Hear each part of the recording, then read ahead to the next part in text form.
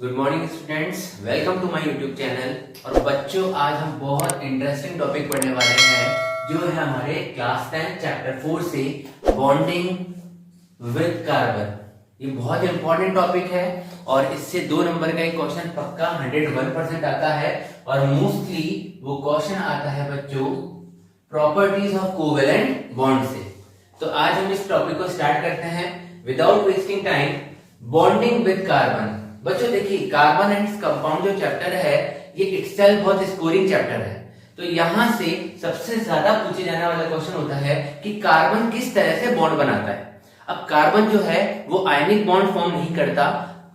जो कार्बन है वो कोवेलेंट बॉन्ड्स बनाता है। क्या बनाता है? Covalent bonds. बिल्कुल सीधे शब्दों में C for carbon, C for covalent bonds. तो कार्बन जो कोवेलेंट बॉन्ड्स बनाता है वो कोवेलेंट बॉन्ड्स होते क्या है? तो देखिए यहाँ पर कोवेलेंट बॉन्ड्स होते हैं ऐसे बॉन्ड्स जो कि शेयरिंग ऑफ इलेक्ट्रॉन्स के माध्यम से बनते हैं।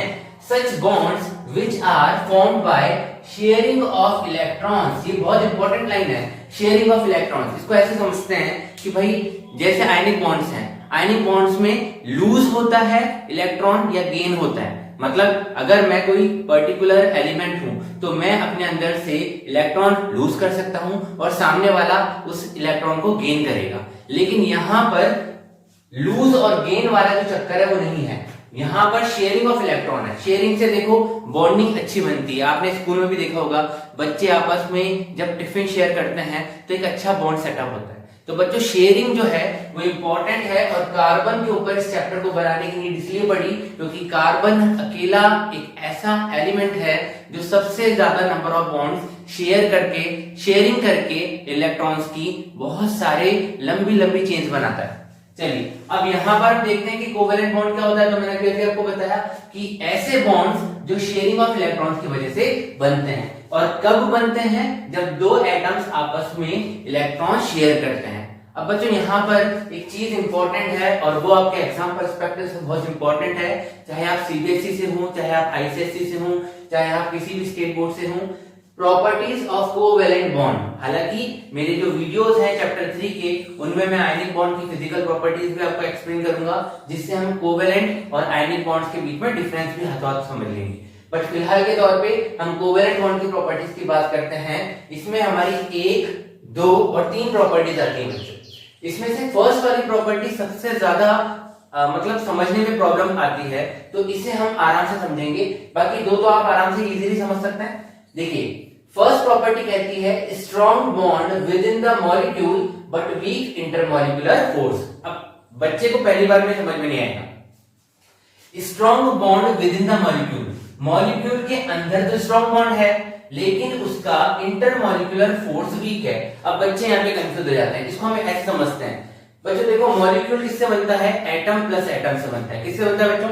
एटम प्लस एटम से। ठीक है, अब यहाँ पर एटम प्लस एटम मतलब मॉलिक्यूल को बनाने के लिए जो बॉन्ड बन रहा है, क्योंकि वो शेयरिंग ऑफ इलेक्ट्रॉन से बन रहा है। मैंने अभी आपको क्या बताया कि जैसे बच्चे टिफिन शेयर करते हैं तो बॉन्ड बहुत स्ट्रॉन्ग बन जाता है। वैसे ही अगर हम शेयरिंग कर रहे हैं तो यहाँ पर एटम्स अगर इलेक्ट्रॉन्स की शेयरिंग कर रहे हैं तो इंटरनली अंदरूनी तौर पर स्ट्रॉन्ग बॉन्ड बन रहा है उनके बीच में। क्या बन रहा है? स्ट्रॉन्ग बॉन्ड बन रहा है। देखो स्ट्रॉन्ग बॉन्ड का मतलब होता है एटम्स आर टाइटली कनेक्टेड। एक दूसरे से एटम्स बहुत अच्छे से जुड़े हुए हैं, बहुत अच्छे से जुड़े हुए हैं।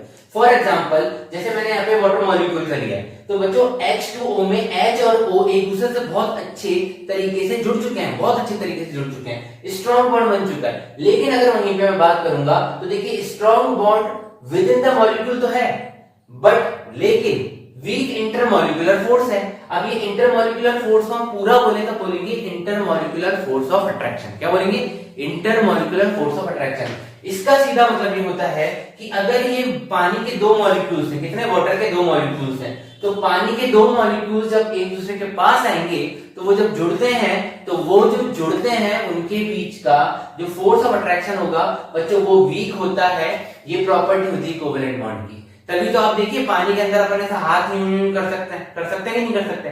मतलब 2 पर्टिकुलर वाटर मॉलिक्यूल्स के बीच का फोर्स ऑफ अट्रैक्शन तो होता है कम, वीक फोर्स ऑफ अट्रैक्शन। लेकिन H और O के मतलब उस मॉलिक्यूल को बनाने वाले जो पर्टिकुलर एटम्स हैं उनके बीच का जो बॉन्ड है वो स्ट्रांग होता है, और यही कोवेलेंट बॉन्ड की पहली प्रॉपर्टी होती है, जिसे मैंने यहाँ पर लिखा हुआ भी है कि within the molecular strong bond है, जिसकी वजह से एटम्स आर टाइटली कनेक्टेड, और between the molecules weak force है, weak force of attraction between the molecules. ठीक है। अब बच्चों यहाँ पर एक चीज आपको जरूर समझनी चाहिए कि सेकंड और थर्ड प्रॉपर्टी बहुत इजी है, बहुत ज्यादा हेक्टिक नहीं है, सिंपल है। जैसे कि इनका low melting and boiling point होता है। अभी बताओ लिक्विड्स का जो मेल्टिंग और बॉइलिंग पॉइंट होता है वो लो होता है कि नहीं होता? ऑब्वियसली लो होता है। तो देखिए low melting and boiling point, तो मेल्टिंग और बॉइलिंग पॉइंट क्यों लो हो रहा है? क्योंकि वीक फोर्स ऑफ अट्रैक्शन है दो मॉलिक्यूल्स के बीच में। एंड लास्ट प्रॉपर्टी है, लास्ट प्रॉपर्टी भी बहुत इंपॉर्टेंट है, कोवेलेंट बॉन्ड जो होते हैं बच्चों वो पुअर कंडक्टर ऑफ इलेक्ट्रिसिटी होते हैं। क्या होते हैं? Poor conductor of electricity. इसमें एक चीज जरूर ध्यान रखना, क्योंकि इसमें इलेक्ट्रॉन शेयर हो रहे हैं। क्या हो रहे हैं? इलेक्ट्रॉन शेयर हो रहे हैं, तो नो फ्री चार्जेस। अब बच्चों के दिमाग में आएगा, अच्छा सर आपने तो बताया कि जो कोवेलेंट बॉन्ड फॉर्म करते हैं ये सारे के सारे जो होते हैं ये पुअर कंडक्टर ऑफ इलेक्ट्रिसिटी होते हैं, तो यहाँ पर पानी वाला एग्जांपल देंगे बच्चे कि वाटर जो होता है, वाटर भी तो आपने बताया, लेकिन वाटर तो कंडक्ट करता है इलेक्ट्रिसिटी।